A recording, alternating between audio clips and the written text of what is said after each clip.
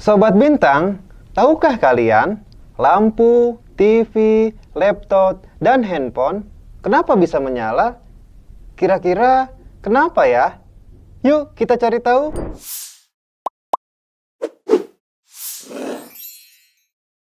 Assalamualaikum warahmatullahi wabarakatuh. Apa kabar Sobat Bintang? Bertemu lagi dengan saya, Kak Hilal. Kali ini kita akan mempelajari listrik arus searah atau listrik dinamis. Tentu Sobat Bintang sudah tidak asing kan dengan apa itu listrik? Dalam keseharian, kita tidak akan terlepas dari yang namanya listrik. Alat elektronik yang kalian pakai juga menggunakan listrik loh.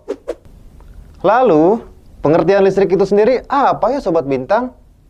Nah, di SMP ataupun di MTS, kalian sudah mempelajari pengertian sederhana dari listrik, khususnya pengertian dari arus listrik, yakni aliran partikel-partikel bermuatan per satuan waktu. Kemudian, bagaimana arus listrik ini dapat mengalir? Nah, untuk mempelajarinya, yuk kita lihat animasi berikut ini. Sobat Bintang, untuk mengetahui arah dari aliran arus listrik, kita dapat membayangkan arus listrik sebagai aliran air. Coba bayangkan aliran air. Kalian pasti tahu bahwa air akan selalu mengalir dari tempat yang permukaannya lebih tinggi ke tempat yang permukaannya lebih rendah. Begitu juga dengan arus listrik yang mengalir dari tegangan yang lebih tinggi atau potensial positif ke tegangan yang lebih rendah atau potensial negatif.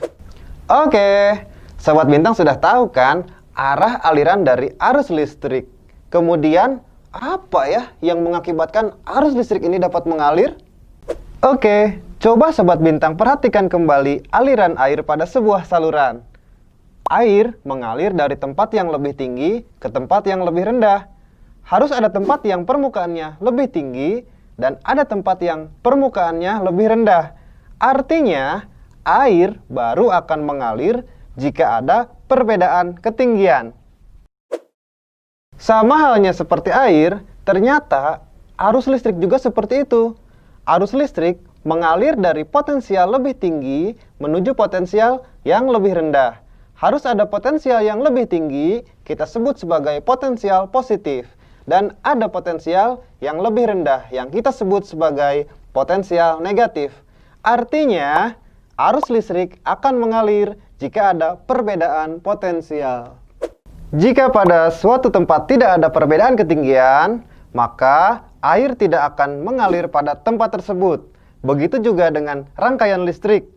Jika pada suatu rangkaian listrik tidak ada beda potensial, maka arus listrik tidak akan mengalir pada rangkaian tersebut. Paham ya Sobat Bintang? Nah, kira-kira masih ada tidak ya faktor lain yang menentukan bisa tidaknya arus listrik ini dapat mengalir? Oke, coba Sobat Bintang bayangkan, mengapa air tidak dapat mengalir? Ya, karena salurannya terputus atau tertutup. Kemudian, bagaimana jika penghalangnya kita buka? Ya, air akan mengalir. Sama halnya dengan air, aliran arus listrik pun harus tersambung, tidak boleh terputus. Dalam hal ini, syarat agar arus listrik dapat mengalir yaitu pada rangkaian tertutup.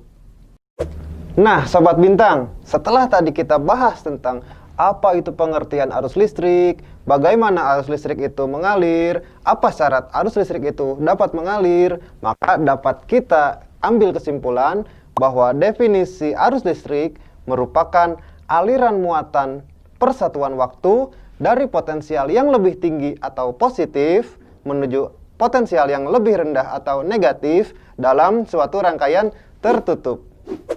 Secara matematis dapat kita tuliskan bahwa I sama dengan Q per T, dengan I merupakan kuat arus listrik yang satuannya ampere dan Q merupakan muatan listrik yang satuannya coulomb dan T merupakan waktu yang satuannya sekon atau detik. Nah, Sobat Bintang, apakah arus listrik hanya dipengaruhi muatan dan waktunya saja? Penasaran? Wah, berarti Sobat Bintang harus tonton video berikutnya. Sampai jumpa Wassalamualaikum warahmatullahi wabarakatuh.